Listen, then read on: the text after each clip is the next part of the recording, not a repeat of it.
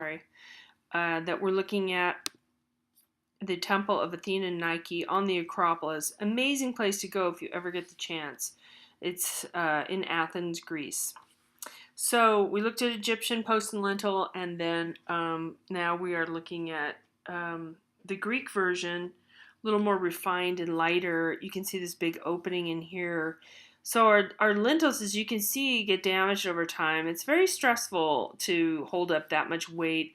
And these are our posts, but these are also columns. And this is ionic. I think I said that correctly on part one. But at any rate, ionic columns, that's the curlicue there. There's a diagram on page 287. 13.3 tells you the three types of Greek columns that there are, and those get used into the Romans reuse that, as they've reused most of everything of Greek making. This interior here originally held a statue. You can see some different parts of the structure. I'm not going to get too into that. That is really well covered in your book. But I want you to get the idea of post and lintel versus stacking and piling, which is this. This is stacking and piling. And there's also some larger structures that, oh, I guess we don't have that in the book anymore. So there are also some other structures of the same type. Okay, so here we have the Greek order of columns. This is on your regular PowerPoint. I'm not going to go over this. Okay, so the architrave, the frieze, the cornice, the pediment, I think this is all pretty self-explanatory. You can see all these different segments. The entablature here holds the cornice, the frieze, and the architrave. Okay, the frieze, we all know what a frieze is pretty much. It's a bas-relief. Sometimes it's a full sculpted in the round and placed in there with the Elgin marbles. You would see that in the frieze. But generally a frieze is a bas or high relief sculptural element right there. Sometimes it's painted or sometimes it's just paint. Cornice is the ledge sort of sticking out. If you've ever skied and you've heard that term as a cornice, that means there's sort of like a little snowy, icy shelf sticking out beyond the edge. So this hangs over to kind of keep weather off of the pediment and the rest of the structure. This is a capital. Those are the different types of, if you go back here, different types of columns. They're talking about the different capitals. The columns are basically the same. They're fluted, okay? They have areas carved out. But the differences with the Doric, Ionic, and Corinthian is going to be the capitals. All right, enough on that. You're going to get into the bracket set. Now, we're switching gears here. We're out of Western culture or Africa. We're going to Japan and also China. So in Japan, there's quite a lot of wood, dense forests, so they have a lot of wooden structures built. And their way of creating a larger span, and again, this is post and lintel to a degree. There's elements of that in here. There's a cross, remember here, this beam is a lintel in effect, and the column here is a post. But they're extending the weight by this bracket system. It's distributing the weight from the large overhang, okay? There's a beautiful example in Kyoto, Hoodoo, the Phoenix Hall, Byodo in Temple in Uji, Kyoto. So Kyoto is a beautiful old city in Japan.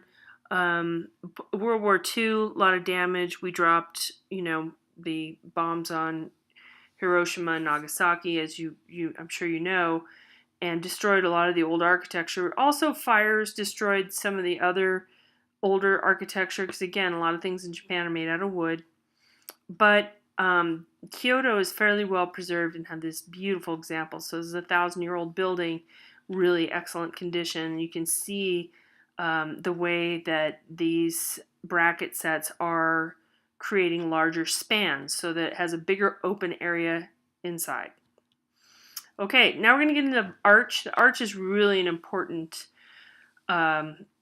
beginning construction. The Egyptians started with a corbelled arch, which is basically a post and lintel with some kind of like a pyramidal arch that has some support and opens above the posts and lintel, but when you get into the round arch and vault, that's more what we think of visually, and it's a very important development in architecture.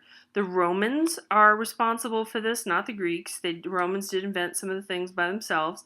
So it's constructed of wedge-shaped stones, and then there's a keystone that holds it in the middle. So if you think about an egg, it's really hard to smash an uncooked egg in your hand by just squeezing it.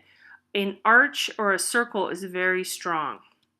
Okay, so here's a rounded arch. Do you guys see, if you see the keystone right here, that piece is a different shape than the rest of these stones.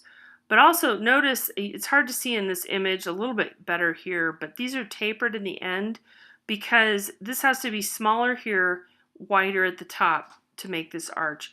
So basically a wooden framework would be put underneath here or other material to hold that in place, put the keystone in, voila, you have an arch and you can pull all that stuff away. One of the most famous multiple arch structures is the Pont du Gard in Nimes, France. Now, this is a Roman construction. Much of France, Spain, England, Germany, Italy, of course, because Italy was the center of Rome, and the city of Rome is still called Rome. So there's a lot of this ancient Roman construction that's still extant, okay?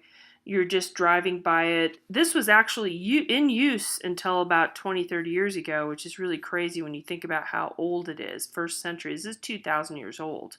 But this was built so well that it was in use until very recently.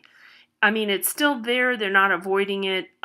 You can walk on it, I believe, still, but it used to be a road where people drove over it, and it was also an aqueduct. So if I'm correct, the water would travel, I believe, on this top or this second row here. Humans would walk down this part, and troops, Roman soldiers and so on. But it spans across this river, and it's a transportation corridor, an important road for the Romans. But look at that beautiful rounded arch.